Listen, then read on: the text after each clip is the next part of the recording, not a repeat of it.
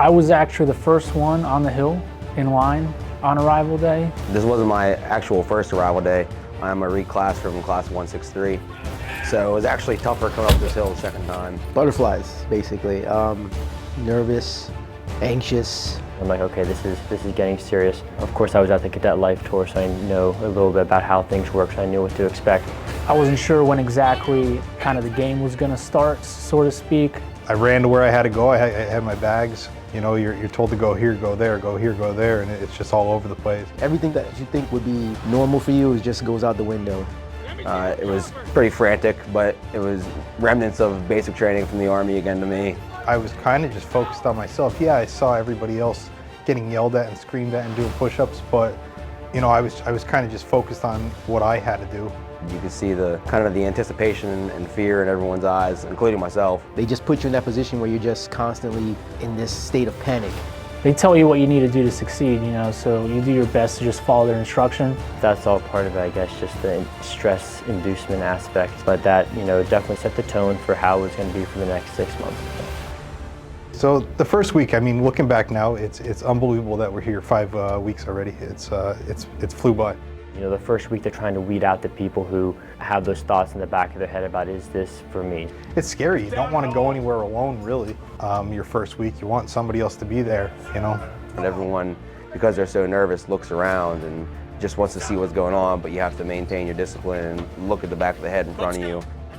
No one really knows what everyday life here is going to be like, so we're just kind of all figuring that out and working with that tense atmosphere and the stress.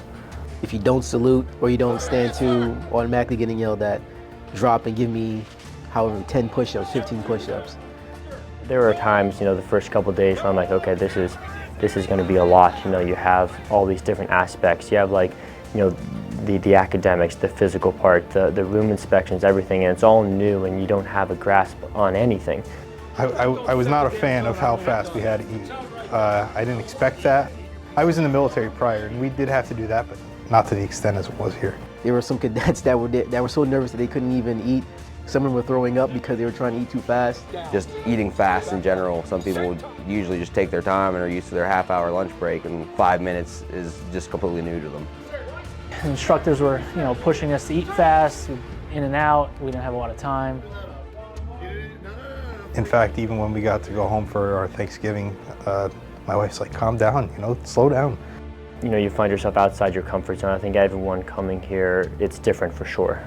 The stress levels are high. They purposely, you know, induce those levels of stress even when eating. For me, the biggest thing I noticed was it seemed like after every meal is when we'd end up on the parade field. So I was trying to gauge how much food I can eat to not be hungry, but also not feel like I'm running with, you know, a full stomach.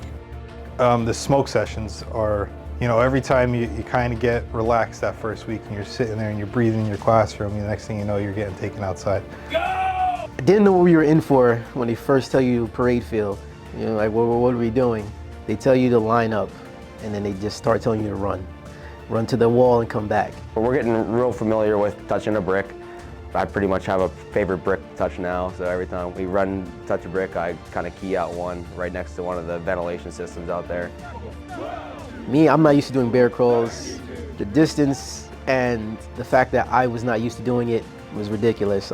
We had to bear crawl to the wall, bear crawl back. I was in pain already. I was already sore. That was a little bit unfortunate. It's just muddy, and they just tell you to army crawl, you know, and you're like, okay, well, this isn't horrible, and then you just suck it up and go with it. I don't mind it. I know some people, again, everyone's a little different.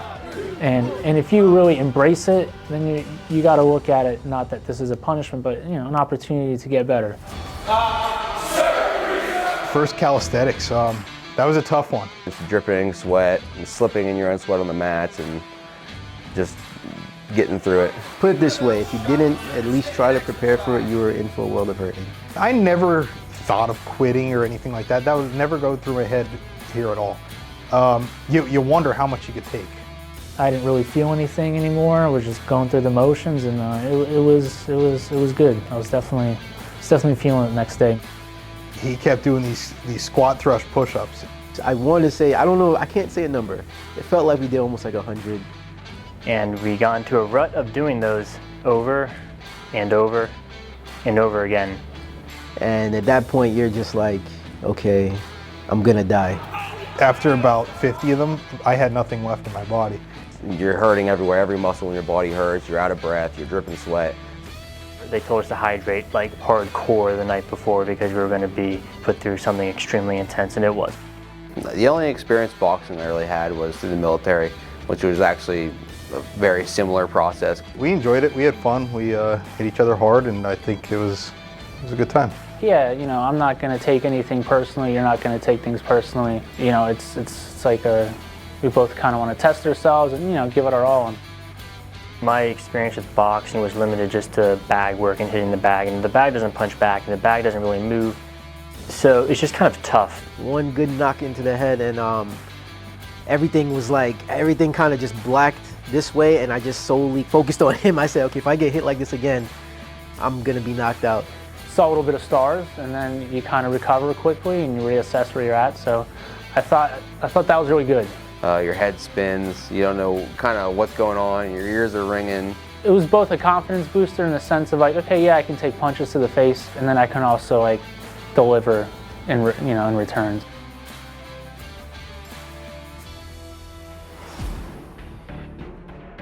I thought I was gonna, this is gonna be easy, going through the OC process here, and it was by far the worst. As soon as the OC made contact with their face, I just kind of winced to myself every time, knowing that in a second, as soon as they blinked, it was game over for them. It is debilitating. It will, it doesn't matter how big you are, how strong you are. You flutter your eyes and it gets in there. Wow, I thought I would never be able to open my eyes again. I went to go do the Call of Honor, and I probably made it in 3 words and was just suffocating on my own saliva and snot. There was points where I didn't know what the heck I was going to do with the pain. Reaching in the air as if I was going to open up a curtain and have my eyes open, but I just couldn't, I couldn't open them. I don't have the language, I don't have the articulation, or something appropriate to compare it to. But yeah, that was my 4th, hopefully final time, and hopefully I never have to do it again.